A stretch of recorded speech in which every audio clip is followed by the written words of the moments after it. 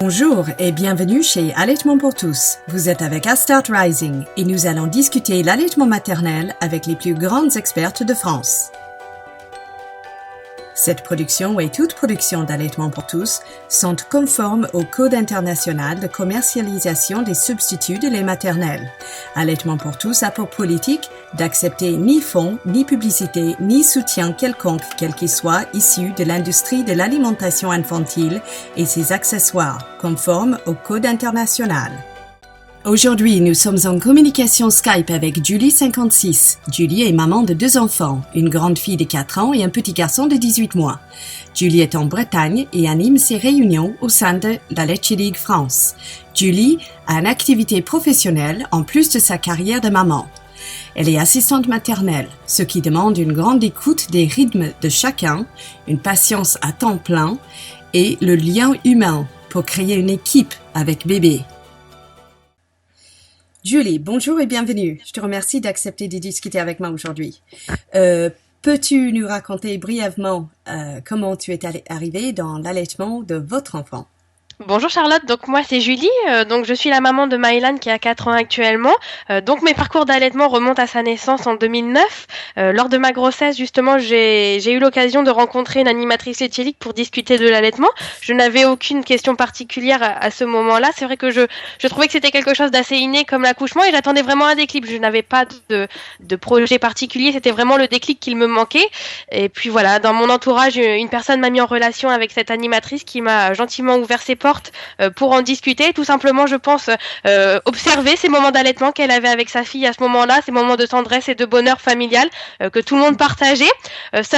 Voilà, j'ai eu réponse à mes questions, elles n'étaient pas très nombreuses, mais voilà, d'être dans une ambiance aussi chaleureuse, naturelle, vraiment innée, je crois que ça m'a fait beaucoup de bien. Je suis repartie avec un grand sourire, avec beaucoup plus d'assurance, malgré les échecs que j'avais dans tout mon entourage. Je trouvais ça beaucoup plus facile finalement maintenant.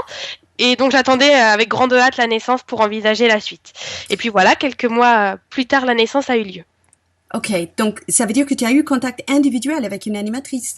Oui, voilà, c'est ça. Donc j'ai eu la chance que ma belle-maman ait pour amie une animatrice laitière, donc j'ai eu l'occasion de rencontrer sa famille et de pouvoir partager un moment particulier et justement interne à cet allaitement, ce qui a été un grand bonheur pour nous. Ok, et donc tu l'as vu allaiter son enfant? Voilà, donc ta petite fille à cet âge-là avait 18 mois, mais bon, elle avait plusieurs enfants, donc elle a pu me raconter divers parcours d'allaitement et c'était très enrichissant. Est-ce que tu te souviens, lors de cette première rencontre avec une animatrice qui allaitait un enfant de 18 mois, est-ce que tu te souviens de ta réaction à l'époque? Est-ce que tu avais été choquée qu'un enfant pourrait être allaité aussi grand que 18 mois? Non, pas choquée. Je n'en avais pas du tout connaissance qu'on pouvait allaiter aussi longtemps. Ça ne m'a pas choquée du tout. Je me suis juste permis de demander l'âge de l'enfant finalement. Et puis voilà, c'était quelque chose de tellement de tendresse qui s'en dégageait dans les yeux des deux parties, de la maman et de l'enfant, que je me suis dit voilà, c'était un enfant qui avait besoin d'un laitage. La maman était le laitage par excellence puisqu'il est adapté au petit humain. Et puis c'était quelque chose de très naturel. Ça m'a pas du tout perturbée ni même questionnée à ce moment-là. J'étais juste contente d'apprendre qu'on pouvait aller si loin et ça m'a même pas mis la barre haute. Je me suis même pas projetée, j'ai pas eu du tout l'envie d'un allaitement long. Je me suis dit on verra, on fera de notre mieux. J'avais comme tout le monde, j'imagine, la barre des 6 mois que l'OMS fixe facilement. Ouais. Et puis je m'étais dit 6 mois ça sera une belle réussite et on verra par la suite. Nous avons finalement fini sur 35 mois d'allaitement avec un co-allaitement pendant la grossesse de son petit frère. Oh génial, superbe, ok. Est-ce que tu as un souvenir particulier du moment ou l'événement ou une chose en particulier qui t'a inspiré de vouloir allaiter au départ? T'as un souvenir de ça? Peut-être j'avais vu un allaitement, celui de mes cousines avec des bébés, mais toujours très petits, 1 mois ou 2. Voilà, l'allaitement était difficile, ça ne durait pas, mais je trouvais ça magnifique. Ah, et oui. C'est le seul souvenir qui m'est resté, voilà, dans le début de ma grossesse. Et puis je savais que c'était le meilleur. J'avais la famille dans le corps médical, donc je savais, voilà, que le lait maternel c'était quelque chose de bon, que c'était le meilleur pour l'enfant. Et je savais aussi avec tous les rumeurs, enfin tous les avis que j'avais autour de moi, que c'était apparemment quelque chose de difficile, douloureux, demandeur de temps. Ouais. Enfin, voilà, tous les a priori que l'on peut entendre au quotidien. Donc je m'étais pas du tout projetée, c'était quelque chose qui me tenait à cœur. Et en même temps, je m'étais dit, voilà, wait and see, on verra. Ok. Donc tu t'es pas fixée forcément sur une réussite absolue? Pas du tout. Mais par contre, je n'avais pas acheté de biberon, je n'avais rien acheté. Mais j'étais pas du tout fixée dans la réussite absolue. Je n'avais pas de soutien-gorge d'allaitement. Je n'avais rien préparé des deux parties. Je m'attendais un petit peu comme l'accouchement que mon instinct bestial finalement de mammifère se réveille et que quelque chose se passe en déclic, comme si finalement au fond de moi je savais que ça allait marcher, mais pourtant avec l'échec de ma maman qu'elle avait su nous répéter plusieurs années de suite, voilà, quand on lui demandait le manque de lait qu'elle avait eu parce que le personnel ne l'avait pas soutenu, etc. Voilà, j'avais aucune expérience, ce qui d'ailleurs exaspérait un petit peu mon entourage quand on me demandait alors tu vas le nourrir, je ne répondais on verra bien. Donc ça exaspérait tout le monde, que finalement on me trouvait un petit peu désorganisée, je n'avais rien préparé, l'enfant arrivait bientôt et je n'avais rien. Mais voilà, pour moi c'était vraiment aucun doute, aucune question. Pourtant je suis quelqu'un de très stressé, mais sur ce point-là pas du tout, du tout. Ah ouais. Et est-ce que tu sais combien de temps ta maman t'a allaité? Elle a juste essayé, et puis voilà, comme elle a eu un choc de découvrir un handicap à la naissance, elle n'a pas persisté à ce moment-là. Ok, d'accord. Donc, tu as des frères et des sœurs? J'ai une grande sœur. Et elle était allaitée combien de temps? Elle a juste essayé également, mais voilà, c'était la mode, je pense, du biberon, du développement de la femme et de son indépendance. Et c'était pas quelque chose de répandu, comme dit ma maman. Il y avait une méconnaissance des rythmes, une méconnaissance de plein de choses. On lui a dit qu'elle avait pas assez de lait, elle a pas cherché ailleurs. Elle ne savait pas que le lait maternel était meilleur. Elle pensait que le lait artificiel c'était l'équivalent, tout simplement. Ma sœur a eu beaucoup de soucis. Elle a dû changer une dizaine de fois de lait.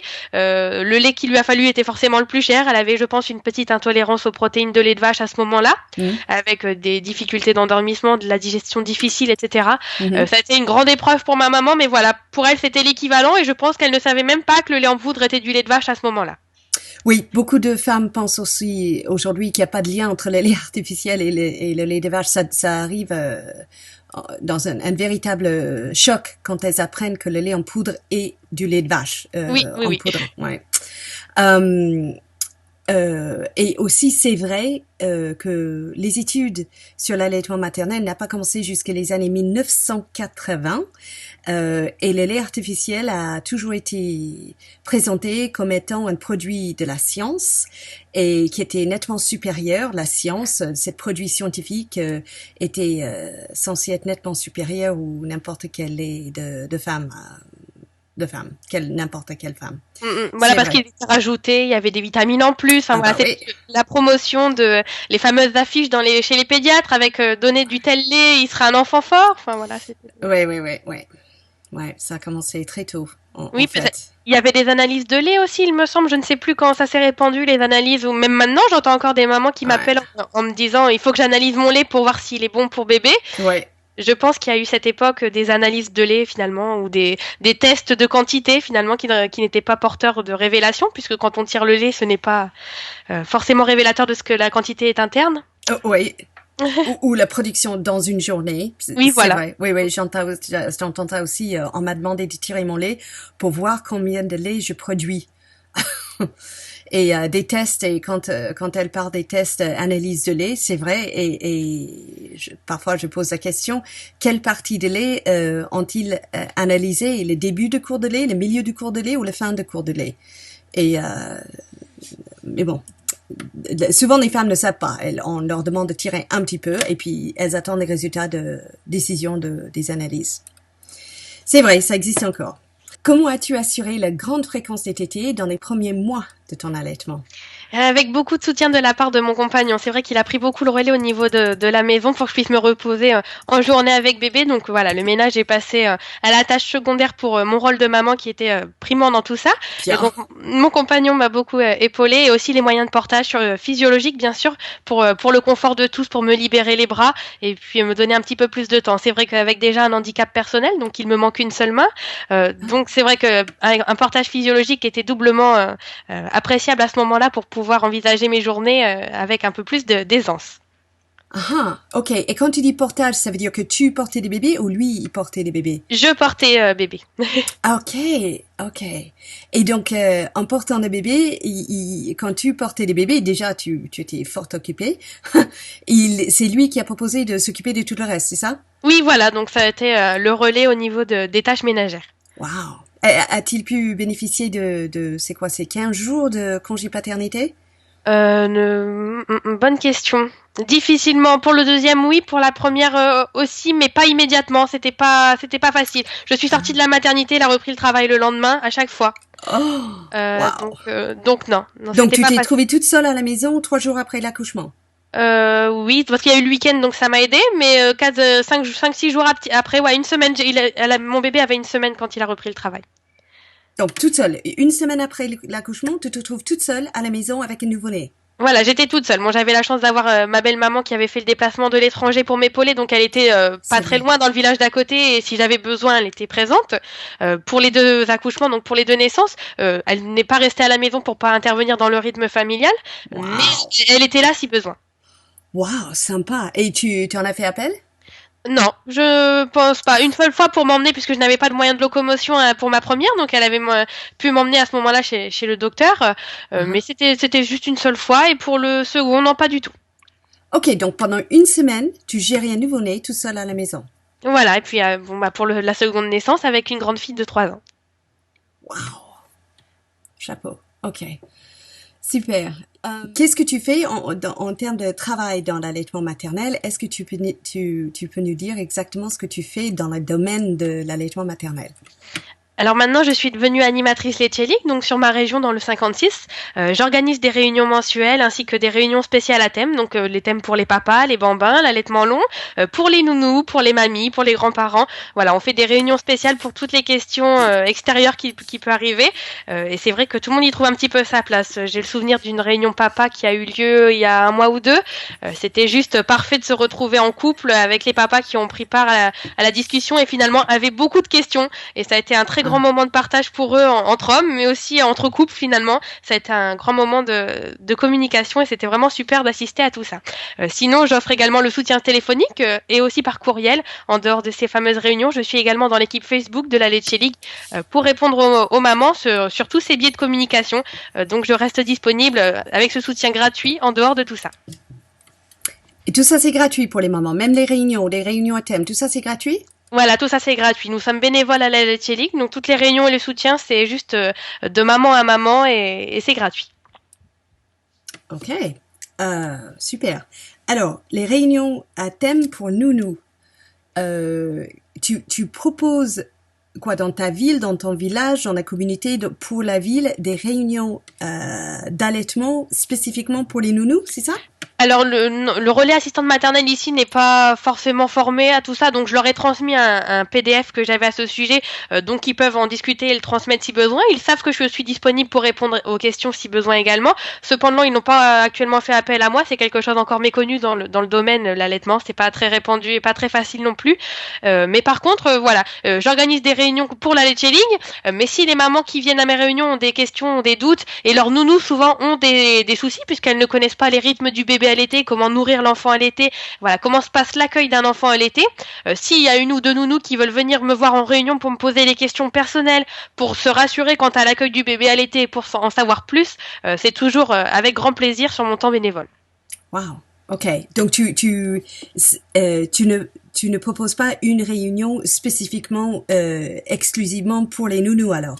Il y a eu projet de le faire puisqu'il y avait pas eu, il y avait eu pas mal de demandes. On n'a pas Mhm. encore réussi à fixer une date commune, donc pour le Ah, moment j'ai reçu les nounous soit par téléphone, soit par réunion où elles se joignaient à nous, voilà, pendant les réunions mensuelles, en posant les questions à la fin de la réunion et en échangeant, voilà, avec les autres mamans, ce qui ah, a permis du coup à ces nounous qui ah, n'avaient pas forcément allaité de se mettre un petit peu dans le mode de l'allaitement, de mieux comprendre les ouais. mamans, de mieux comprendre les besoins du bébé allaité et forcément de travailler avec un bébé beaucoup plus sereinement. Puis mes réunions se passent le samedi matin, donc très peu de nounous travaillent le samedi matin. J'ai pris le choix de ce créneau horaire pour que les mamans qui travaillent puissent se joindre à nous, pour que les papas puissent se joindre à nous.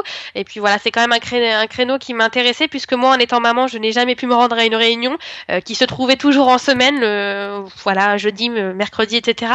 Donc c'était jamais dans mes horaires, jamais dans mes créneaux, sachant qu'on n'avait qu'une seule voiture au début. Mhm. C'était jamais quelque chose où j'ai pu assister, donc je me suis dit, voilà, je suis animatrice, je vais prendre part à un créneau particulier le samedi matin qui pourrait arranger pas mal de monde. Wow. Ok. Donc, c'est-à-dire, pendant ton premier allaitement, tu n'as pas pu assister aux réunions LLL?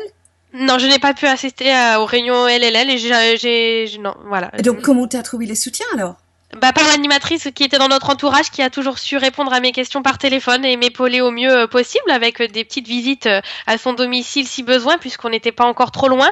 Cependant, après voilà, les réunions, je n'ai pas pu m'y rendre puisqu'elles étaient en semaine. Et maintenant que je suis donc dans le 56, quand je suis arrivée ici avec mon second allaitement, je n'avais pas forcément de questions puisque voilà, c'était un second allaitement, mais il n'y a pas de réunion non plus. Je suis la première animatrice de la région. C'est vrai? Voilà, donc j'ai été stagiaire isolée et je suis animatrice toute seule maintenant. Donc pour la formation, c'est vrai que c'était difficile de se rendre en réunion qui était à plus d'une heure d'ici. Oui, exact. Ça, c'est le problème. Il y a plus de 300 groupes en France, n'est-ce pas? Oui, c'est ça. Mais pour certaines mamans qui se trouvent isolées, c'est quand même difficile de se rendre physiquement à une réunion, c'est vrai. Mais c'est surtout que les mamans aussi avec un nouveau-né, ce que je comprends totalement, c'est difficile de se déplacer avec un jeune enfant, très demandeur sur la route et c'est quelque chose de stressant à envisager pour la maman, en plus de sa fatigue personnelle qui pourrait induire des problèmes sur la route. Puis je pense qu'aussi la maman, elles aiment bien venir avec les papas, c'est quelque chose de rassurant, c'est quelque chose qui fait part d'une décision de couple, de la parentalité et c'est vrai qu'elles se sentent rassurées de ne pas venir seules, surtout au moins aux premières réunions, puisqu'après c'est vrai que souvent les liens se nouent et j'ai beaucoup de mamans qui font du covoiturage, qui sont devenues amis, qui se voient en dehors des réunions. Donc ça, c'est quelque chose de possible. Mais pour la première rencontre avec un nouveau-né, quelqu'un qui sort d'un accouchement, c'est toujours difficile de faire beaucoup de route. Moi, je sais que les mamans qui viennent de 40-45 minutes maximum trouvent le temps un petit peu long. Donc malheureusement, on peut pas toujours arriver à des réunions à 40 minutes de chez soi. C'est pas toujours le cas. Ok. Donc, tout ton soutien par la Leche League au départ était en sorte de consultation individuelle ou des entretiens individuels. J'appelais surtout par téléphone. Ok, donc téléphone. Dans ses horaires d'animatrice, voilà, je n'influençais pas sur sa vie de famille, je me permettais juste d'appeler comme n'importe quelle maman dans ses heures bénévoles de la Leche League. Et est-ce qu'il y avait la page Facebook à ce moment-là? Il y avait des choses en ligne à cette époque ou pas? Non, j'avais commencé Facebook, il y avait un groupe, mais il y avait une page, mais il n'y avait pas encore un groupe privé, puisque notre groupe actuellement est privé, c'est-à-dire que nos contacts personnels ne voient pas nos questions d'allaitement, ce qui est quand même quelque chose de pratique pour la vie privée, puisque si la maman publie, si sa belle-maman ou voilà son beau-frère arrive à avoir des questions privées, c'est quand même gênant. Donc le groupe est créé, il est privé, donc voilà, les contacts hors contact qui se trouve également sur le groupe, bien sûr, mais tous les autres contacts Facebook ne verront pas ces publications. Le fonctionnement n'existait pas à ce moment-là, non. Il y avait le début du forum Leche League, mais déjà un petit peu plus tard, ma fille avait déjà 9 mois. Ok. Donc, à cette époque, il y avait le forum de la Leche League, la Lactalis certainement aussi, non? Oui, je ne connaissais pas du tout à ce moment-là la Lactaliste. Par contre, je sais qu'il y avait le répondeur téléphonique où je me suis permis d'appeler. Et puis, en général, je m'occupais de lire le site internet, de prendre la carte de France des animatrices et de trouver la plus proche de chez moi en cas de besoin si mon animatrice de référence ne répondait pas. Oui, heureusement, il y a le site internet qui donne quand même pas mal de réponses, de primo-réponses, donc de recherche. Oui. Voilà, par la suite, quand j'avais un petit doute, par exemple, sur la composition d'une crème de beauté ou sur un médicament, l'interaction, etc., je me permettais de joindre l'animatrice la plus proche, parfois en limitrophe, parfois à l'autre bout de la France. Il y a une question urgente que je n'avais pas trouvé réponse. Je me suis permis de joindre l'animatrice en Alsace et puis voilà. Super. Donc, heureusement, il y a Internet. Oui, heureusement. Puisque c'est vrai que sinon, je pense que je n'aurais pas connu la Leche League sans Internet. Pour l'instant, tu es la seule animatrice en A56, c'est ça? Voilà, c'est ça, oui. Ok. Est-ce qu'il est possible de former d'autres animatrices? Oui, c'est possible et j'ai déjà 4 ou 5 demandes. Ouh, ok. Ah, donc, vive la 56! Voilà, c'est ça. Excellent! Donc, est-ce que tu peux nous dire comment tu as commencé à participer dans le mouvement pour la normalisation de l'allaitement? Alors, tout simplement en allaitant. Je pense que voilà, l'allaitement c'est quelque chose de simple qui se répand à la vue de l'allaitement et c'est le meilleur apprentissage. Je me souviens de Jack Newman, donc un pédiatre récemment qui parlait sur sa page Facebook que l'allaitement se transmettait à la vue et avait mis pour une photo illustration une petite fille qui allaitait sa poupée. Voilà, parce que sa maman allaitait, donc elle avait vu sa maman allaiter, elle avait transmis cela en allaitant ses poupées, ses doudous, etc. Et la maman racontait qu'elle avait aussi allaité les poupées de la crèche, ce qui avait du coup sensibilisé finalement les autres enfants à la crèche, ce qui avait amené le sujet à la crèche. Donc les enfants qui ne connaissaient pas l'allaitement avaient eu un petit cours vite fait, voilà pourquoi cette petite fille donnait le sein finalement à une poupée, puisqu'il y a des enfants qui viennent nous voir et nous demandent pourquoi le bébé mange ton sein, pourquoi il te croque, pourquoi tu donnes comme les petits cochons, ou voilà. Donc, C'est quelque chose encore de méconnu, donc je pense que la normalisation de l'allaitement se passe par la vue de celui-ci, et puis ça permet de sensibiliser et l'aîné et l'entourage, et puis voilà, je pense que les enfants entre eux se sensibilisent très rapidement et très vite, comme nous avons pu le voir avec cette photo, et je pense que c'est comme ça que ça se répand le plus facilement. Ok. Est-ce que tu allaites en public? Oui, oui, oui. Et tu vois d'autres mamans dans le 56 qui allaitent en public? Je dois dire que j'ai pas vu beaucoup d'allaitement public, non. T'es la seule dans le 56 qui allaite en public? Non, je ne pense pas, mais on peut allaiter en public tout en étant caché. Il y a d'excellents moyens de portage qui peuvent également, pas cacher l'allaitement puisque c'est pas forcément quelque chose que les mamans cachent, mais tout simplement quand on allaite en écharpe de portage ou en porte-bébé physiologique préformé, on ne voit pas toujours quand l'enfant tète. On peut croire qu'il fait tout simplement un câlin, surtout que maintenant les mamans ont des vêtements d'allaitement faciles avec ouverture facile, quelque chose qui ne montre pas le sein. Le téton peut juste sortir avec le mamelon sans qu'on en voit plus. C'est pas toujours quelque chose de facile à discerner si on ne se pose pas sur les seins de la maman à ce moment-là. Donc je pense que c'est répandu, on ne fait pas forcément attention. Et puis voilà, c'est tellement la norme aussi pour moi que je m'y arrête peut-être pas, mais j'ai pas fait attention à le voir beaucoup du moins. Tu vois beaucoup de bébés portés en écharpe dans le 56? J'en ai vu pas mal, ça se répand. Ah, bien, bien. Et d'autres porte-bébés physiologiques, tu le vois? Oui, les préformés sont quand même quelque chose qui se vend bien actuellement, puisque voilà, les papas aiment souvent les préformés qui s'attachent comme des sacs à dos avec des clips, tout en respectant la physiologie de l'enfant, bien sûr, surtout chez les grands enfants, puisque c'est plus facile au niveau de l'écartement des hanches quand ils sont un petit peu plus âgés. Et c'est quelque chose qu'on voit beaucoup l'été, voilà, dans les balades, c'est quelque chose de plus facile dans les transports en commun, dans les parkings souterrains, dans les ascenseurs, ça se répand pas mal. Mais je trouve que le portage c'est beaucoup plus répandu ces dernières années que l'allaitement finalement depuis plusieurs années. Ouais.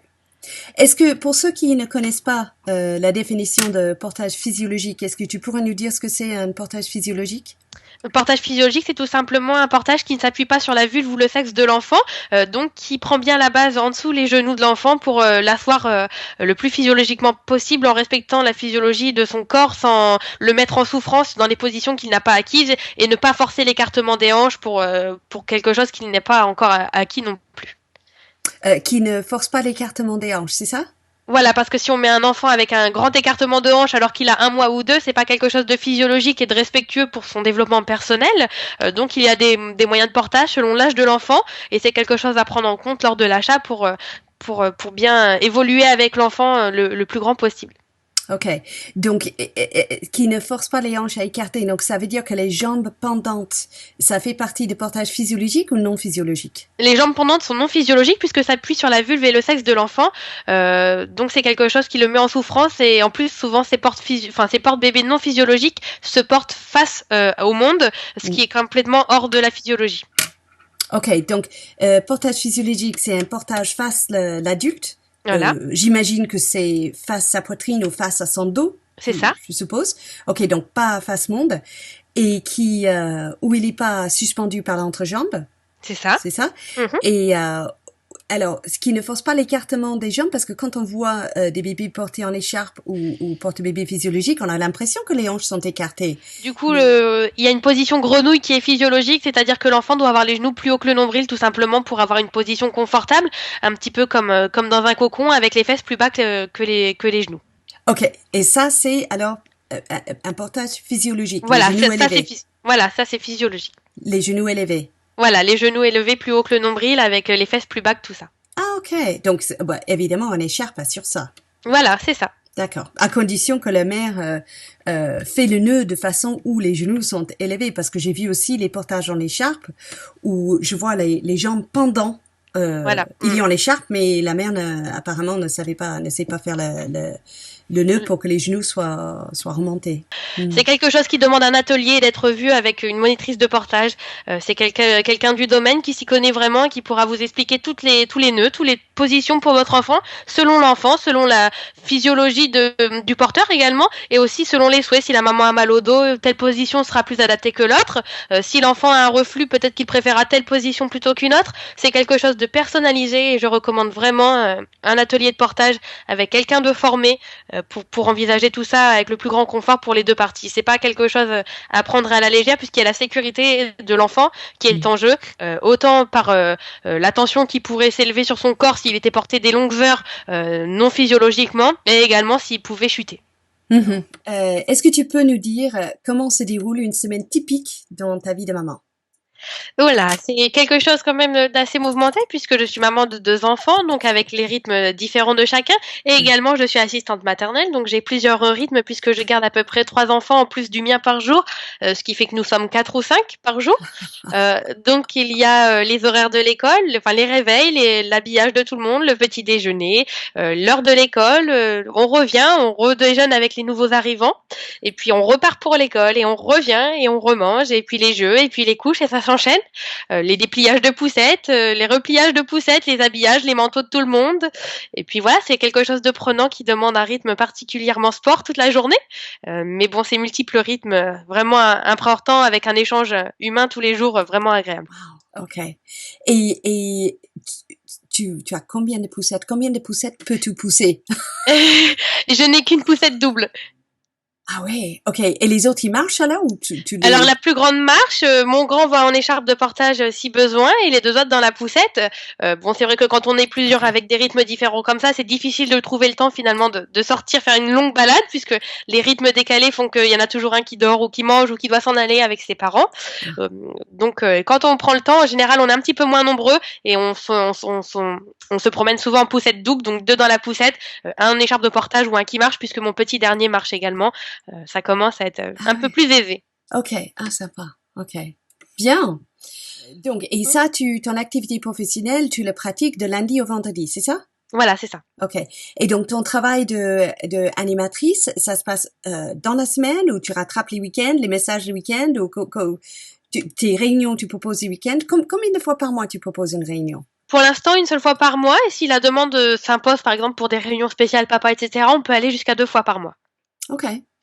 Bien. Wow. Et Ok. Donc, tes activités bénévoles, c'est réservé pour le week-end alors? non, les activités bénévoles, donc mon temps bénévole, je le prends le matin et le soir, à peu près à raison de 2 à 3 heures par jour, heu, principalement sur la page Facebook qui est très demandeuse de temps puisque nous avons à peu près, 50 demandes par jour, de questions, plus le suivi des celles que l'on a répondu la veille forcément avec, les réponses des mamans, le suivi et le partage d'expériences des autres mamans, la modération que cela impose pour suivre tous les propos des mamans également. Et puis voilà, donc veiller au bon fonctionnement de cette page, plus les appels téléphoniques locaux que nous avons, plus les permanences que l'on peut prendre au répondeur, plus également les messages que l'on reçoit par courriel si on est contactrice au niveau de la boîte de contact. Donc on reçoit les questions de maman par courriel, à peu près 3 par semaine. Ah oui. Ok. Et vous êtes combien sur l'équipe Facebook alors qui répondent à ces questions? Je ne sais pas vraiment dernièrement, une Ah. petite 10-15 peut-être sur on est 6000 membres maintenant, peut-être? 6 000 membres de la Let's League. On est une dizaine d'animatrices, entre 10 et 20 animatrices, je pense, pour plus de 5000 mamans, je crois. Je vais regarder. Ah, 5 000 mamans sur la page Facebook, c'est ça? Voilà, sur la page Facebook. Ok. Wow. Ok. Heureusement, vous êtes une équipe. Voilà, c'est ça, heureusement. Puisque Ok. bah voilà, comme nous sommes bénévoles, chacun a ses temps de vacances, de repos, Ouais. de petits coups de mou également, et puis d'occupation familiale. Donc on arrive à tourner en se relayant les unes entre nous, et puis et on essaye de faire au mieux pour répondre le plus rapidement à toutes ces mamans qui sont en demande. Et c'est assez difficile d'aller dormir le soir en voyant toutes ces demandes et ne pouvant pas satisfaire tout le monde. Ouais. Ouais. Ouais. Je comprends. Est-ce que tu peux alors par tout ça, est-ce que tu as une vague idée ou une idée précise de combien de mamans tu soutiens par mois en moyenne ou... Avec la page Facebook, c'est très très difficile de compter puisqu'on valide des messages, mais parfois la maman a 2 messages par jour parce que voilà, elle a trouvé plusieurs questions, Ouais. plus les appels locaux, plus etc. Je pense qu'on tourne à plus de, on va dire entre 30 et 50 mamans par mois peut-être. Ça, c'est C'est sur Facebook. en tout, je pense. En tout. Ok. 30 à 50 avec les réunions. Voilà, parce que moi du coup, je suis déjà animatrice seule dans ma région, donc j'ai beaucoup d'appels locaux également. Euh, Téléphone. Voilà, téléphone, plus les permanences téléphoniques que je prends, plus au niveau national bien sûr, plus la page Facebook, plus la boîte contact, ça peut faire pas mal de mamans et également parfois un petit peu le forum. Donc là, je vois qu'on est 5800 membres sur la page Facebook. Wow. Donc 5800 mamans pour une petite vingtaine d'animatrices, ouais, d'entre 10 et 20 je pense. Ok. Ah, parce que pour être sur la page Facebook, il faut que tu sois membre. Il faut que tu sois déjà inscrit sur Facebook et il faut que tu aies rejoint le groupe. De la Laitch League France. OK. Voilà. Ah, donc, pour être sur la page Facebook de la Laitch League France, il faut que tu sois cotisé la Laitch League France, c'est ça? Non, ça par contre c'est un soutien gratuit, il n'y a pas besoin de cotisation. Il suffit juste de cliquer sur ajoutez-moi dans le groupe, comme ça les animatrices valident les profils et permettent de répondre également à la suite des mamans, ce qui permet de faire un groupe privé où les contacts extérieurs ne peuvent pas lire ce que nous écrivons dedans. OK. Donc, quand tu dis membre, tu veux dire membre de Facebook, en fait. Voilà, membre de De ce groupe, cette c'est-à-dire page. voilà, de cette page. OK, d'accord. Ah ah. Et est-ce que j'ai mal compris ou tu as aussi une page Facebook pour ton groupe? J'ai aussi une page Facebook pour mon groupe pour que les mamans puissent suivre mon actualité. Et me contactent plus souvent maintenant par téléphone ou par mail, puisque c'est des mamans en général du 56 qui me connaissent bien maintenant. Et OK, elle peut faire une réponse personnelle. voilà, en privé, c'est juste pour suivre les dates des réunions, les avancées, les changements de lieu, les pique-niques, voilà, toutes les D'accord. nouveautés. OK. Est-ce que tu parles de page Facebook LLL France à ces mamans? Est-ce qu'elles savent qu'elles peuvent poser des questions à une équipe des animatrices sur la page Facebook LLL France? Alors j'essaye pour toutes les mamans isolées qui m'appellent, tous les contacts que j'essaye de stipuler que si elles ont besoin et qu'elles sont isolées, qu'elles ont besoin de partager l'expérience avec d'autres mamans dans la même situation, j'essaye de diffuser ce lien en leur disant que une page existe, c'est possible. Et puis voilà, on essaye, mais c'est pas quelque chose. Je pense que le bouche à oreille se fait pas mal puisqu'on a quand même plus d'une vingtaine de demandes d'ajout par jour.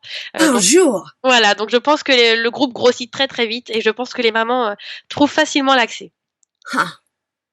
OK. Donc, c'est énorme, en fait, cette communication Facebook. Je pense que le groupe Facebook a pris une ampleur ces dernières années avec l'expansion du moyen de communication puisque les mamans nous contactent souvent de leur smartphone. Elles sont dans la voiture, sur un parking, en sortant du pédiatre et elles nous posent une question sur Facebook avec parfois une demande urgente, parfois non. Parfois un simple partage photo avec regardez, mon petit a 1 an, joyeux anniversaire, je l'allaite encore. Enfin voilà, des partages différents, variés et agréables avec des remerciements parfois pour nous toutes. C'est très gratifiant, beaucoup de bonheur et beaucoup de rencontres également. Et je pense que voilà, ça leur fait beaucoup de bien. C'est un moyen moderne, ce qui a permis d'évoluer à la Laitch League, d'arriver à tous les niveaux modernes et d'arriver dans les smartphones avec une réponse encore plus proche de tout le monde.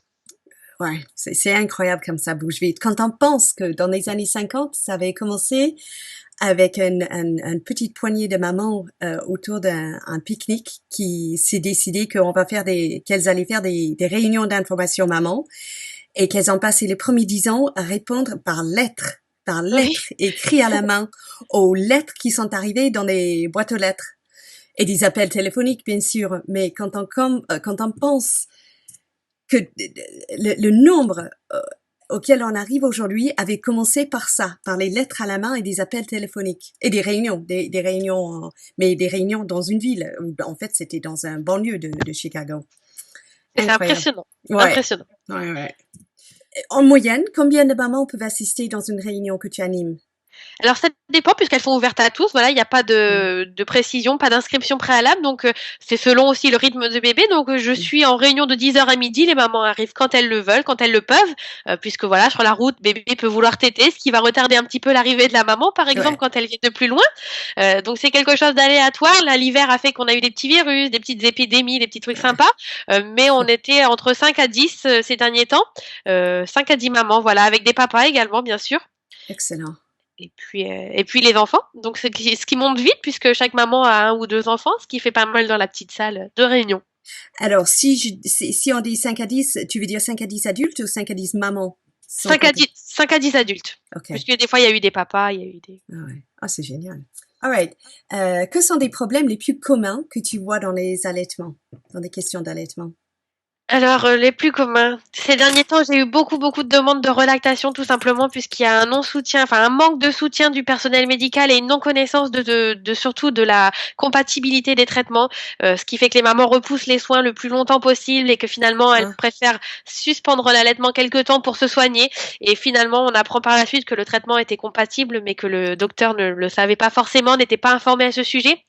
Donc, voilà, il y a une pause d'allaitement, un arrêt de l'allaitement, quelques semaines, quelques mois, ce qui demande souvent beaucoup de demandes de relactation avec des regrets de la part des mamans, regrets d'avoir arrêté parfois tôt, dès la maternité, parfois plus tard par rapport à un traitement, parfois par rapport à des douleurs, un échec, un manque de soutien toujours.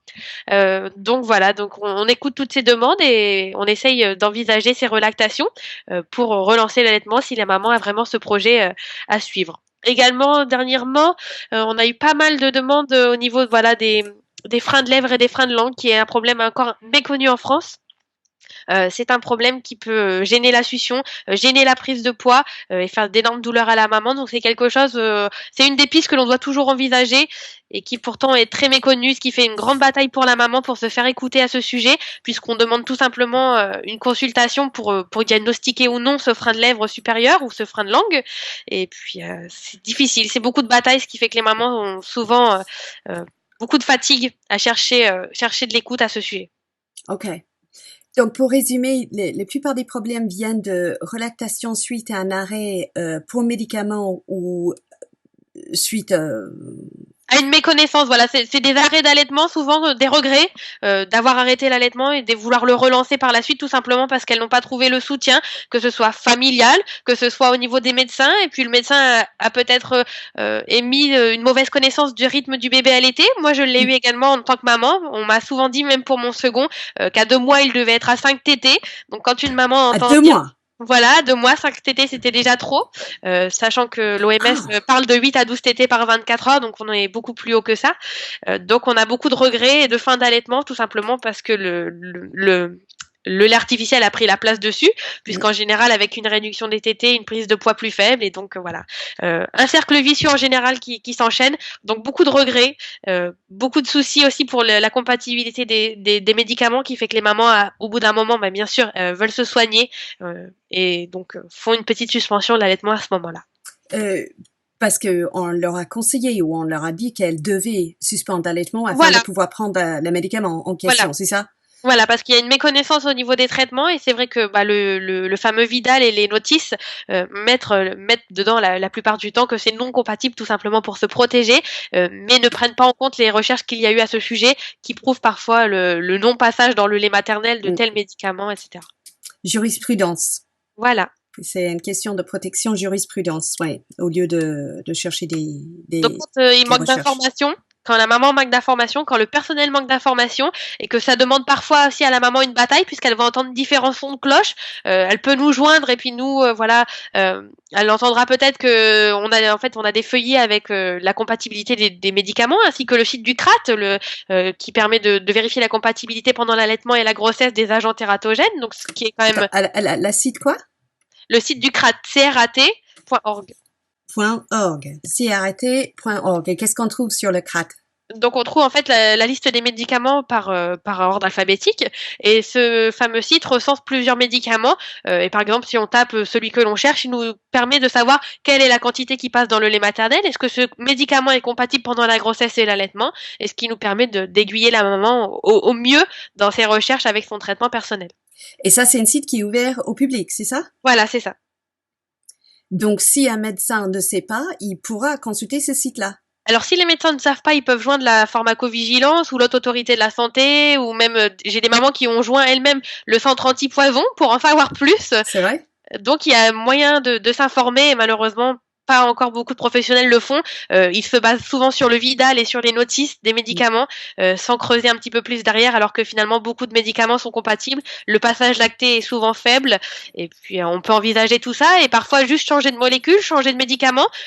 Nombreux antibiotiques, par exemple, sont compatibles et encore tellement peu répandus, puisque l'information inverse est souvent répandue. Ok. Donc, si une maman souhaite, elle peut consulter le crat.org. Elle peut aussi contacter le centre anti-empoisonnement, c'est ça? Le centre anti-poison, oui. Il me semble que la maman avait pu faire ça. Ok. Et ils sont fiables. Eux-mêmes, ils connaissent. Oui. Bien. Du moins, l'interlocuteur qu'elle avait eu avait pu rechercher, et à ce moment-là, il me semble qu'il avait utilisé le CRAT également. Le centre anti-poison avait utilisé le CRAT? Il me semble, oui. Excellent. Super. Ok. Et donc, à cause d'arrêt d'allaitement pour les prises de médicaments, utiles ou pas utiles, inutiles souvent, elle souhaite relacter, c'est ça?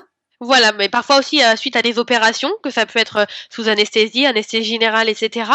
Donc ça peut être également un peu plus grave que des médicaments. Et voilà, donc après, souvent après des regrets, après une pause d'allaitement, ça peut être quelques semaines, quelques mois. Et voilà, elle souhaite relancer la machine, remettre bébé au sein, et parfois revenir en allaitement totalement exclusif. Parce qu'on conseille aux mamans de cesser d'allaiter afin de pouvoir se faire opérer, c'est ça?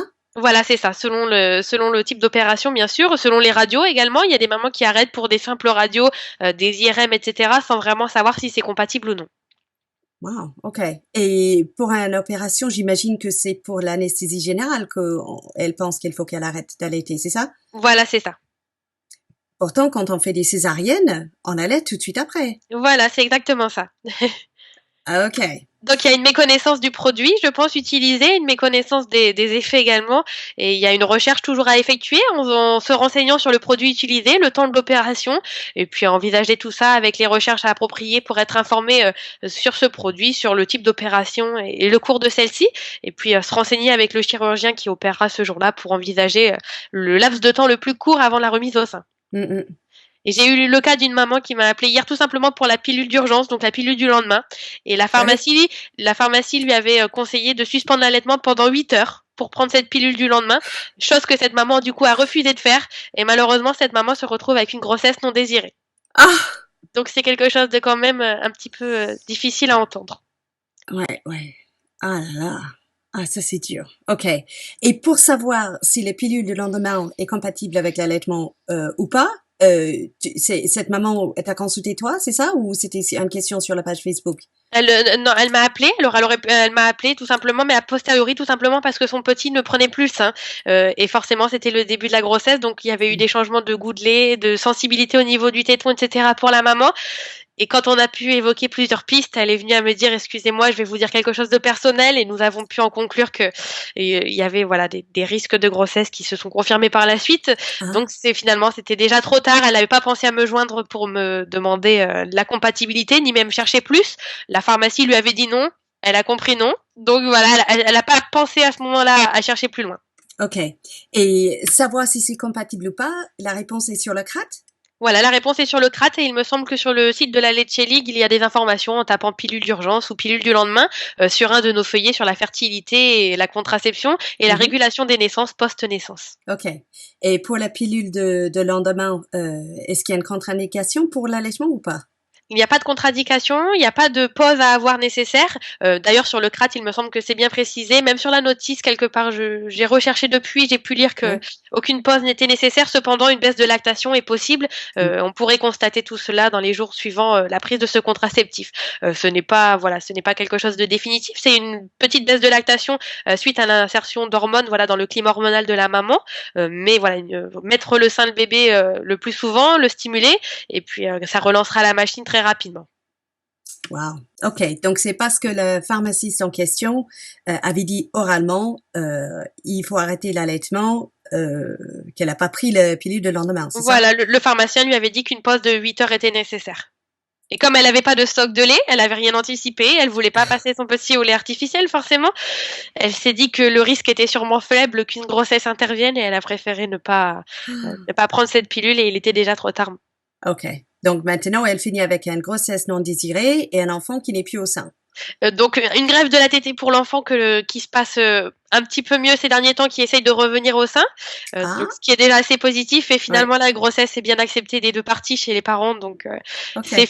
c'est finalement une bonne, enfin un bon dénouement, mais ça reste quelque chose de difficile si ce n'avait pas été le cas, ce Mm. qui aurait pu mettre également en péril l'allaitement du petit dernier qui n'a que 4 mois. Wow. Ok. So, le temps que ce nouveau sera né, so 9, 10, 11, 12, 13, le premier aura 13, 14 mois, c'est ça? C'est bien ça. Pour une famille qui ne voulait plus d'enfants.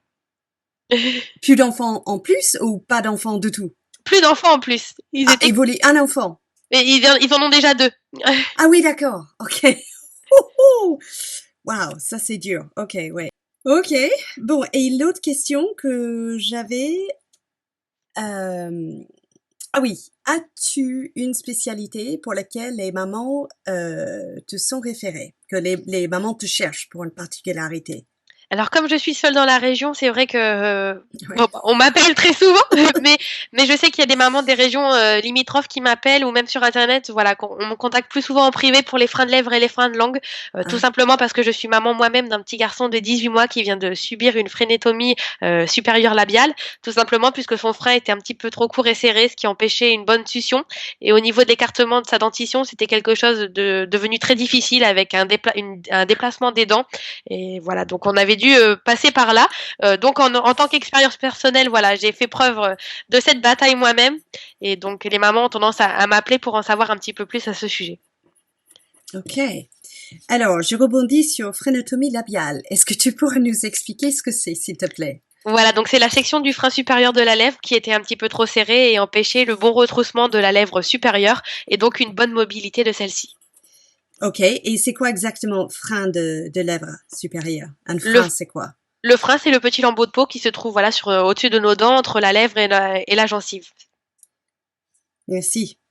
Ok. Et quand ce petit bout de membrane sous la lèvre est serré, tu dis que ça empêche, déjà ça écarte les dents, mais est-ce que ça peut affecter un allaitement avant l'arrivée des dents? Oui, et alors ce fameux frein de lèvre qui peut poser des soucis tout simplement puisque le retroussement de la lèvre est moins bon. Bébé pourrait moins ouvrir la bouche, il pourrait engendrer des douleurs à sa maman. Donc les douleurs font que la maman aurait un allaitement difficile avec une mise au sein très très douloureuse et voilà anticipée. Donc forcément au ressenti personnel, elle se sentirait dans l'échec de cette douleur. L'échec en général puisque bébé prend une faible prise de poids puisqu'il n'arrive pas à drainer le sein comme il le faudrait puisque sa lèvre est trop serrée, trop tendue, il n'arrive pas à la retrousser. Donc l'ouverture de bouche n'est pas forcément la meilleure possible. Donc ça peut être des soucis multiples. Les freins peuvent être aussi des tensions créées au niveau facial et au niveau crânien qui peuvent engendrer des pleurs. Donc les tensions, quand tu veux dire les tensions faciales, ça veut dire que le frein de lèvre peut tirer sur toutes les structures de visage et la tête, c'est ça? Voilà, c'est ça. Donc après une frénétomie, en général, une petite thérapie crânienne est à envisager avec un ostéopathe pour essayer de vérifier les tensions post-opération et dénouer un petit peu tout ça. Ok, donc la frénotomie, c'est pas fait par un ostéopathe. Non, la frénétomie est faite par un ORL ou un stomatologue. Enfin voilà, tous les gens qui s'occupent au niveau facial et buccal. Ok, c'est fait sous anesthésie générale? Alors la plupart du temps, l'anesthésie générale est préconisée. Cependant, c'est encore peu répandu en France, mais une anesthésie locale est possible. Ah, ah. Et même hmm? chez le grand enfant. Même pour les grands enfants, d'accord. Voilà. Et quand tu avais fait faire ton enfant, c'était sous anesthésie générale ou locale? C'était sous anesthésie locale. Ah, ok. Et il avait quel âge? Donc il avait 16 mois et j'ai dû faire le déplacement de ma Bretagne sur Paris pour trouver un professionnel à l'écoute de mon souhait, de le faire sans opération, sans anesthésie générale, pour une opération qui finalement n'a duré que 2 minutes avec une crème anesthésiante puisque le frein ne nécessitait pas une injection dans celui-ci de produits anesthésiants. Mais c'est possible, il y a plusieurs types d'opérations sous anesthésie locale à envisager, sachant qu'il y a le gaz hilarant, voilà comme dans tous les hôpitaux, et puis il y a divers voilà, il y a des produits aussi, donc anesthésiant local à mettre sur le frein, mais aussi voilà des petits décontractants avant l'opération pour que l'enfant soit un petit peu moins remuant s'il est un peu plus grand. Ah oui, parce que il va se débattre, j'imagine. Pas forcément parce que c'est tellement rapide qu'ils n'ont pas le temps de se débattre. Maintenant, je m'en rends compte l'ayant passé, mais c'est vrai que par précaution pour éviter voilà un enfant qui se débat trop, j'imagine. Et le laser c'est quand même quelque chose de précis, il faudrait pas ça bouge de trop. Donc il a eu un petit calmant, une goutte à prendre 1 heure et demie avant l'opération. Ok. Et donc l'ORL a passé un laser à travers le frein jusque le frein s'est relâché, c'est ça? Ou c'est ouvert? C'est ça? Voilà, c'est ça, c'est bien ça. Ça a saigné? Non, parce que du coup c'est fait au laser, donc la cautérisation de la plaie est immédiate, il n'y a pas de saignement, c'est un des grands avantages du laser puisqu'il existe une autre méthode qui se passe au ciseau. Cette méthode est un petit peu ancienne et encore très répandue. Malheureusement, elle a beaucoup d'inconvénients tels que les saignements pendant l'opération, post-opératoire et avec un rattachement de la plaie très souvent visible. Voilà, les plaies ont tendance à beaucoup plus se raccrocher avec cette méthode, alors que le laser, voilà, c'est une section immédiate sans saignement. Ça est apparemment beaucoup moins douloureux et dans les suites post-opératoires beaucoup plus favorable pour l'enfant également pour son confort personnel, sa douleur et le rattachement des plaies beaucoup plus minime. Ah ah. Et est-ce que tu as l'impression que ton enfant a souffert post-frénotomie? Post-frénotomie, non, il n'a pas eu du tout d'antidouleur. Il a juste eu un petit gonflement de la lèvre supérieure. Il a mangé l'heure d'après. Il a mangé des glaces, des clémentines, voilà, des choses très acides. Il a mangé de tout l'heure d'après. Il ne s'est pas plaint, pas du tout, du tout, du tout, dans toutes les 15 jours qui ont suivi la frénétomie. Ah bon? T'as pas ressenti? Il n'était pas ronchon ou... Pas du tout. Cool. Ok, bah vive le laser. Voilà. Donc Génial. je ne peux pas comparer, je n'ai pas eu les deux, mais on va dire que oui, c'était une grande avancée pour un enfant et je pense qu'on devrait beaucoup plus entendre parler de cette méthode pour le confort de tout le monde, sachant qu'il a tété 10 minutes après l'opération, donc pas de séparation avec la maman. Pour un enfant, c'est tellement appréciable et tellement favorable à la guérison, ou du moins à la réassurance de l'enfant après cet acte, que d'envisager avoir pu faire cette opération sous anesthésie générale dans ma région tout simplement parce que je n'avais pas le choix. C'est quelque chose qui m'insupporte d'envisager toutes ces mamans qui passent par là. Ok, donc tu veux dire que le frénotomie au laser s'est passé avec toi? Voilà, il était sur moi. Il est resté assis sur toi? Voilà, c'est ça. Cool. Donc c'était dans un cabinet personnel, pas en hôpital, pas en clinique, donc quelque chose de très cocon, pas effrayant pour l'enfant. Donc l'enfant est resté assis sur mes genoux et l'opération a duré même pas 1 minute. Vraiment, c'était quelque chose de très facile. Ok, dans un cabinet privé ORL, c'est ça? Voilà, c'est ça. Donc comme si on allait chez le dentiste, une table identique, un siège allongé. Wow. Et donc ça veut dire que tu n'as pas pu trouver d'ORL qui utilise le laser dans ta région, dans le 56? J'ai trouvé des ORL utilisant des lasers dans ma région, mais refusant de le faire déjà chez mon enfant puisqu'il était selon eux trop âgé. Les freins se coupant souvent pour la naissance, enfin après la naissance chez le jeune enfant. Chez un enfant de 16 à 18 mois, c'était déjà trop tard selon eux. Il était préférable d'attendre 6-7 ans. Et si vraiment je voulais le faire, on pouvait le faire sous conséquence de le faire en anesthésie générale dans la clinique où ils exerçaient. Ah, Et ok. je me suis déplacée, j'ai appelé aussi en limitrophe dans la région qui a un pôle maxillofacial près de chez moi. Et ils n'utilisent pas le laser également. Ah, donc soit ils utilisent pas laser, soit ils utilisent laser mais ils veulent pas le faire sur un enfant en dessous de 7 ans. Voilà. Et sans surtout, anesthésie générale. ouais. Et donc, dans tous les cas, ici, on m'a proposé une anesthésie générale. Il n'y en a pas un seul qui a accepté sans anesthésie générale. Ah oui. Ah, ok. Ah, je comprends. D'accord. Que sont des raisons qui t'a donné le besoin, pour lesquelles tu sentais que tu avais besoin de faire une frénotomie? Tout simplement pour le confort dentaire de mon petit, principalement, puisque voilà, ses dents à l'apparition étaient très écartées, ont commencé à vriller, donc à se déplacer. Donc c'était quelque chose, je pense, qui aurait pu être handicapant pour lui plus tard, et son frein était quand même très serré. Sa lèvre ne se retroussait pas, et avec l'apparition des dents, j'ai commencé à avoir des plus grandes souffrances au niveau des seins lors des tétés, avec la marque des dents bien imprégnée dans mon mamelon. Donc c'était quelque chose d'inconfortable. Et puis Donc, un petit... il y avait l'enfant, il avait les dents écartées et les lèvres qui ne se retroussaient pas, mais est-ce qu'il souffrait des douleurs particulières? De douleur, non, je ne pense pas. Lui, peut-être des tensions inconnues, puisque Oui, finalement, oui, voilà. les tensions sûrement dans les crânes dont on se rend pas compte quand on vit tous les jours avec, je suppose, n'est-ce Voilà, pas? c'est des tensions sur qu'on ne pense pas et qu'on ne remarque pas. La seule remarque que je peux faire suite à la frénétomie, c'est que mon petit fait ses nuits quasiment. Il n'y a plus qu'un réveil par nuit au lieu de 4 ou 5. C'est quelque chose d'avantageux pour lui et pour nous. Je pense qu'il avait peut-être des tensions méconnues. C'est un enfant beaucoup plus calme finalement que je retrouve, moins sur les nerfs Intéressant. et qui dort mieux. Donc, il dort mieux et il est beaucoup plus calme depuis une simple frénotomie avec anesthésie locale, enfin topique, finalement, avec une crème, au laser, c'est ça? Voilà, c'est bien cela. En cabinet qui a duré 1 minute, moins d'1 minute. Moins d'1 minute. Wow, impressionnant. Ok, et toi, tu souffrais des douleurs d'allaitement, c'est ça? Voilà, donc je n'avais pas eu jusque-là puisque du coup j'avais la chance d'avoir allaité ma grande fille jusqu'à l'accouchement, ce qui a fait que ma montée de lait était beaucoup plus rapide, l'arrivée de lait également. Ma production est très bonne, surtout avec un co-allaitement, c'est-à-dire 2 enfants au sein.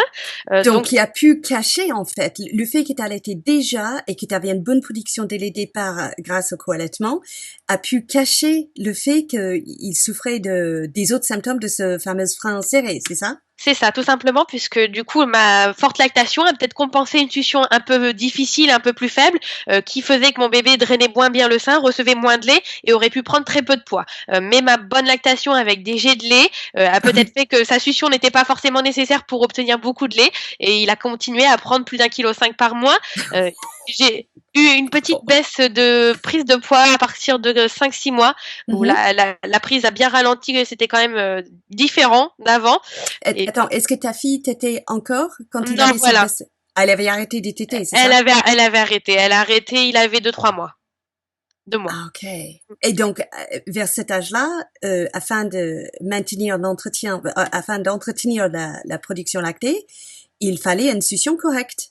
Il fallait une succion correcte pour bien drainer le sein et stimuler. Mais il a eu la chance également, je pense, que je fasse partie du lactarium. Donc, je donnais mon lait au lactarium, ce qui fait que quand ma fille a cessé de téter, j'ai pris les tétés qu'elle avait encore pour faire des tétés fictifs que je donnais au lactarium. Avec un tire-lait, tu veux dire? Avec un tire-lait, tout simplement. Ah, ok. Donc lui, il bénéficiait de cette production quasiment automatique, Voilà. stimulée par la grande sœur et ensuite par un tire-lait, j'imagine électrique. Voilà. Ok, ça. donc un tire-lait bien efficace. Et soudain, à l'âge de 6 mois, la poids a stagné ou son prise de poids a arrêté d'être aussi bien. Voilà, il a un petit peu diminué. La prise de poids diminue de toute façon, mais là, ça ressortait un petit peu plus, voilà, la courbe un petit peu en dessous. Ah, donc sa propre courbe baissait. Oui, un petit peu. C'était pas quelque chose, mais c'est quelque chose qui m'a mis la puce à l'oreille, voilà, chez Okay. mon enfant. Et puis, à force de recevoir les revues Les League, d'en entendre parler, je me suis renseignée. J'ai pensé à retrousser la lèvre. Ouais. Et à mon grand étonnement, oui, parce que moi, j'ai un frein moi-même serré. Et je l'ai toujours senti sur ma lèvre supérieure. En étant adulte et au biberon, je n'ai jamais eu de soucis auparavant, forcément. Ouais, on le voit pas. Et voilà, un jour, le déclic s'est fait et il était vraiment important de vérifier celui de mon enfant. Ok. Donc il y avait ça dans l'héritage aussi. Il y a ça dans l'héritage. Et du coup, j'ai eu une réunion à l'hôpital avec un ORL qui m'a confirmé vraiment l'importance de faire le frein. Et cet ORL était même très favorable à le faire rapidement, alors que pourtant c'est un ORL qui est souvent dans l'optique d'attendre 6 ou 7 ans que les dents soient là. Mais le type de frein de mon bébé nécessitait selon elle une section rapide, mais bien sûr sous anesthésie générale selon elle. Ah, ok. Donc elle voulait le faire rapidement, mais sous anesthésie générale, d'accord. Voilà, mais elle l'a confirmé. Elle a confirmé l'importance de ce frein. D'accord. Ok, mais c'est bien, tu as eu la confirmation, ça c'est, ok, super. Donc tu savais, tu étais sûr, tout ce que tu soupçonnais, la douleur, l'absence de retroussement de lait, le stagnation de prise de poids, ok, ça a été confirmé, c'est... Voilà, donc je m'estime heureuse, c'est pas un cas grave, c'était pas voilà, l'allaitement aurait pu très bien se dérouler dans le temps, etc.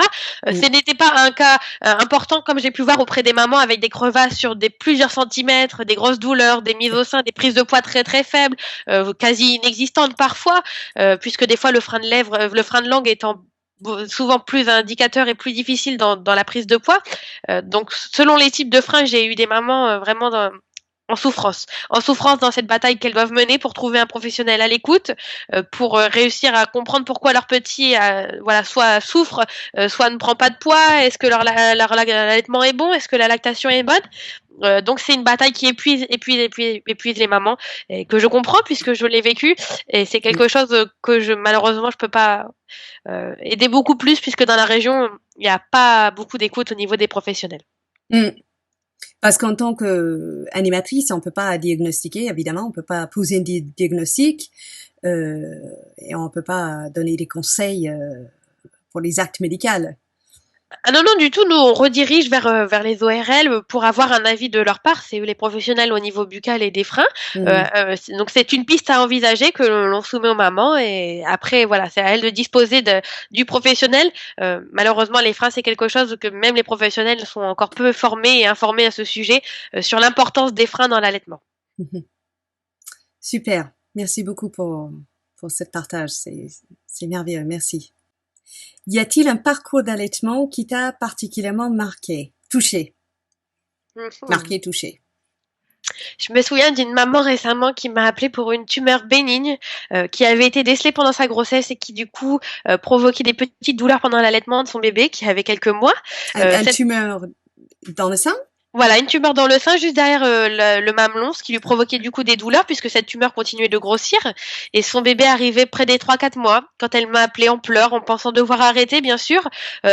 Le chirurgien avait été à l'écoute, très favorable, mais cette maman pensait ne plus avoir de lait, que la pause serait voilà, préjudiciable à son allaitement, que l'arrêt pendant quelques jours, pendant quelques semaines serait difficile.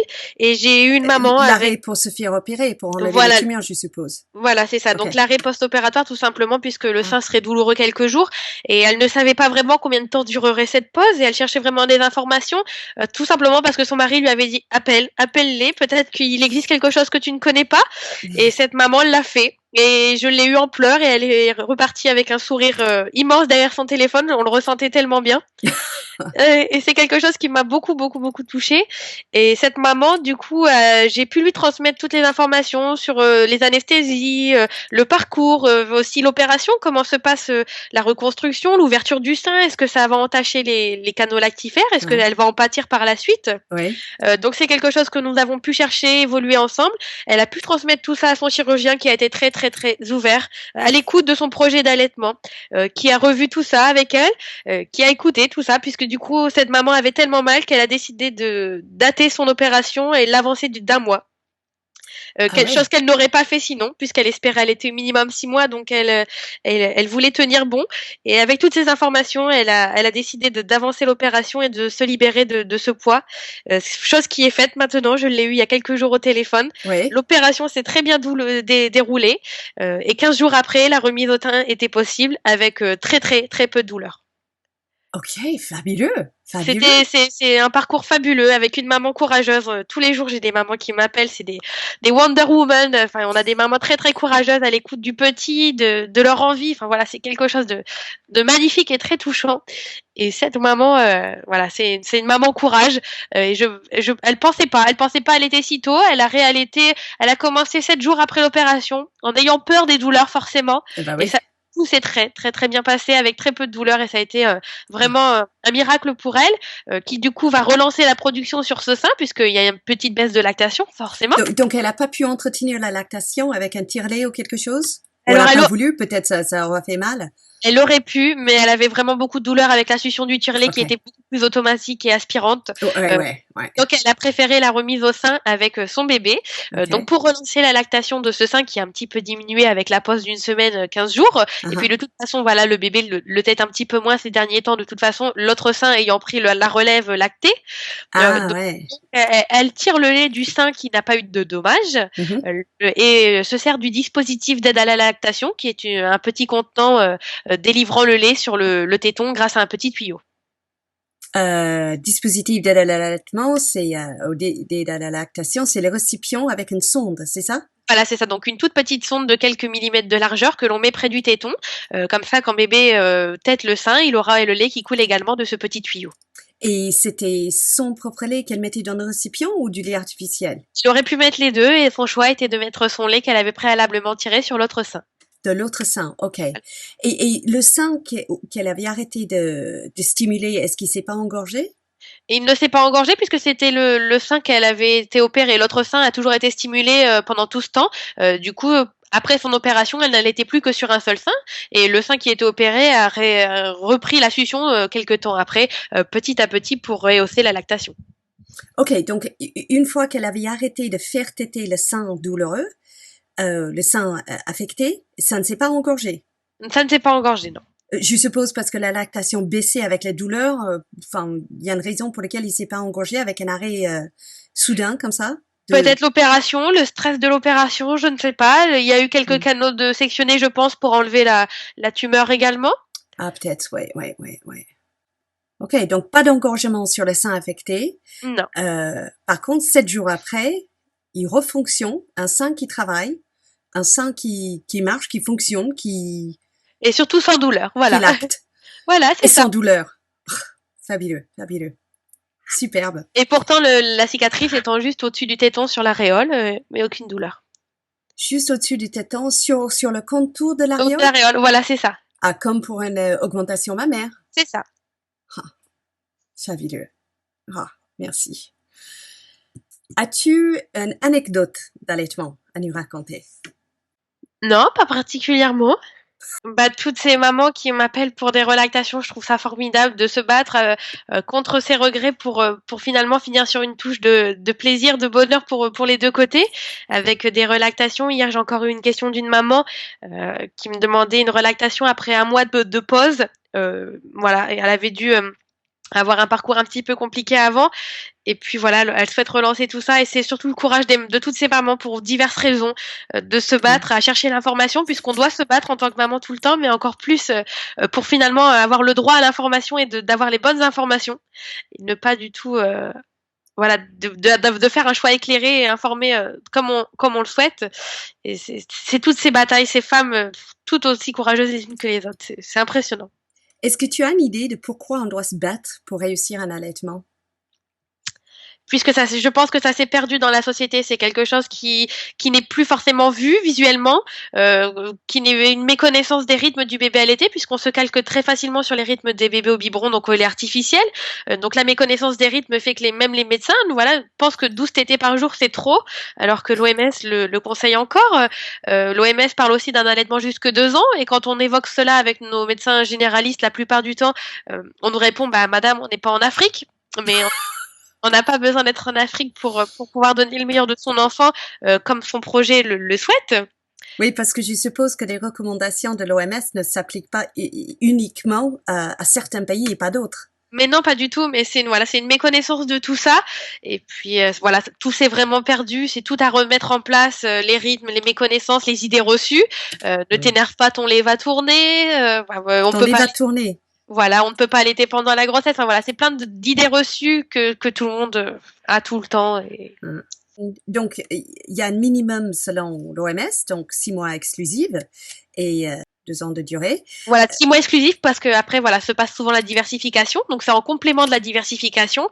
On n'est pas obligé d'arrêter l'allaitement parce qu'on diversifie. Le laitage humain étant le laitage par excellence pour le petit.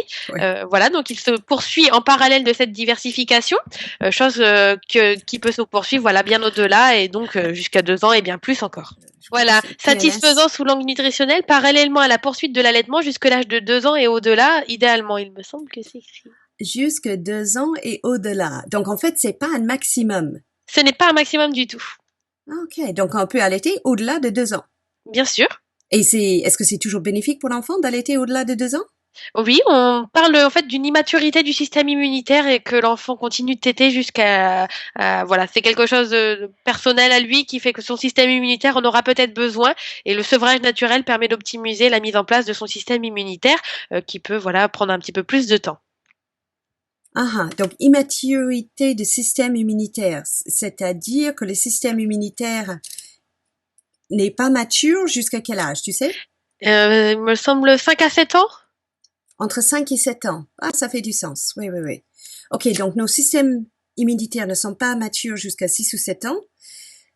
Donc, le lait maternel apporte quelque chose de fondamental jusque au moins 2 ans, c'est ça? Voilà, jusqu'à temps qu'il soit mature, personnellement.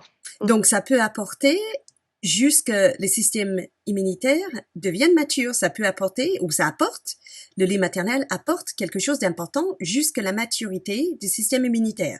Voilà, donc au niveau nutritionnel, voilà, c'est ça. Mais l'allaitement, c'est tellement bien plus qu'un aliment également, avec le contact physique, la réassurance, le partage avec la maman, c'est un lien vraiment non visible, mais tellement important. Il faut pas toujours penser au côté nutritionnel, qui est une part énorme, bien sûr, mais tout ce qui est à côté aussi pour la sécurité personnelle de l'enfant et sa création de base personnelle pour l'avenir, c'est quelque chose d'important.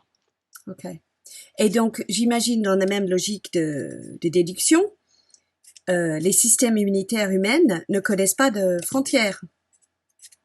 Non, non, non. Et n'ont pas de passeport. Non plus. Donc la France peut se calquer sur cela. Ok. Donc les systèmes immunitaires des êtres humains n'ont pas forcément une nationalité. Non, là, donc on a tous la même création de système immunitaire et tous les bébés répondent à la même fabrication.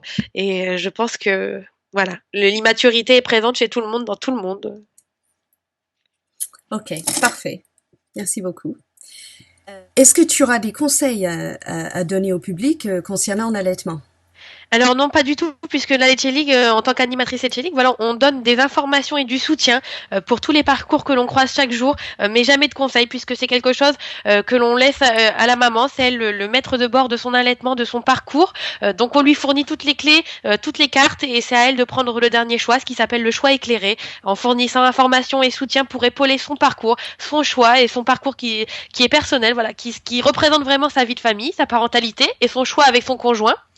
Donc on ne donne pas de conseils, il n'y a pas de conseils plus importants que l'un que l'autre. On fait ce qu'on peut avec ce que l'on a et les cartes s'appliquent vraiment à notre mode familial et ça c'est tellement aléatoire d'un couple ou d'une famille à une autre qu'on est juste vraiment là pour épauler dans tout ce parcours avec soutien et information. Super. Donc la Leche League ne donne pas de conseils. Pas de conseils. Excellent.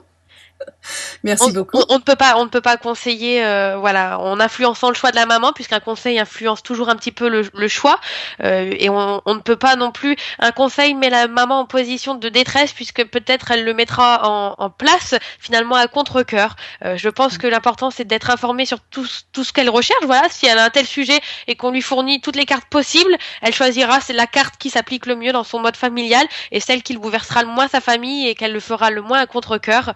Et c'est ce qui importe, puisque l'important d'être maman, c'est de faire les choix que l'on pense meilleurs pour son enfant. Et ça, c'est bien l'amour d'une maman. Super, merci. Ben, merci beaucoup, Julie, d'avoir partagé tout ton parcours et ton expérience dans l'allaitement maternel et ton expérience en soutien des mamans dans leur allaitement. Je te remercie beaucoup de fond de mon cœur d'avoir partagé tout ça. C'est vraiment très généreuse de ta part. Merci beaucoup. Merci beaucoup Charlotte d'avoir permis de ce petit créneau horaire pour mieux faire connaître l'allaitement et notre association qui nous tient vraiment à cœur pour partager encore plus de soutien avec ces mamans et surtout épauler encore plus de parcours pour que chaque parcours soit à l'image de la maman et constater du moins de regrets, moins d'échecs à contre-cœur, vraiment quelque chose de difficile dans la vie d'une femme. Où est-ce que une maman peut trouver la Leche League alors? Alors pour trouver la J-League, voilà, tout simplement en mairie. Parfois, il suffit de demander la liste des associations locales et la mairie peut fournir cette liste, ce qui pourra peut-être trouver une association dans votre village ou pas très loin. Sinon, n'hésitez pas à vous rendre sur le site internet donc lll.org qui permet enfin lllfrance.org d'ailleurs, je pense, qui permet de trouver la carte des animatrices de France. Donc vous pouvez cliquer sur votre région et trouver tous les groupes près de chez vous. Si jamais vous n'avez pas d'animatrice dans votre région, n'hésitez pas à regarder dans les régions limitrophes, donc autour de chez vous. Qui seront également très heureuses de répondre à vos questions par un coup de fil ou un email, puisque l'animatrice est libre de mettre tout ça en public sur le site internet, donc vous pouvez avoir ses coordonnées et prendre contact avec elle par la suite. Et en cas de non-réponse, si c'est une réponse urgente ou voilà quelque chose qui vous tient vraiment à cœur rapidement, de prendre le numéro du répondeur national qui est inscrit juste au-dessus de cette carte de France, qui permet de joindre des animatrices de permanence. Donc c'est des animatrices qui ont décidé d'être disponibles dans le créneau horaire indiqué au téléphone dans ce répondeur, qui vous permet de vous rediriger vers l'animatrice actuellement de permanence et lui poser vos questions voilà, urgentes ou moins urgentes. Également, si jamais le répondeur était un petit peu occupé, puisque nous avons énormément de demandes par jour, n'hésitez pas à vous tourner vers la page Facebook, voilà, qui est un groupe privé qui permet de poser des questions en attente de validation et dès que nous pouvons, nous répondons à vos questions aussi vite que possible du moins. Super. Merci beaucoup, Julie.